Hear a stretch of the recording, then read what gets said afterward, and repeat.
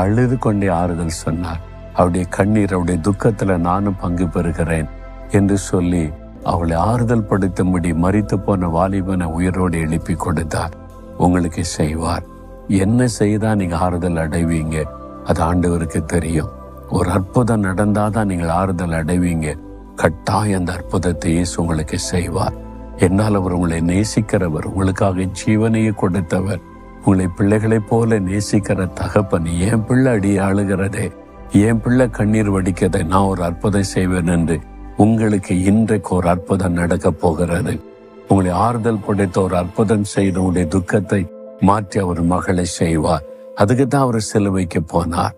ஆண்டவரே, எங்களுக்காக எங்களை ஆறுதல் படுத்த கல்வாரி சிலுவையிலுமை பலியாய் கொடுத்து இந்த மகன் இந்த மகள் துக்கத்துல கலங்கி நிற்கிறாங்க.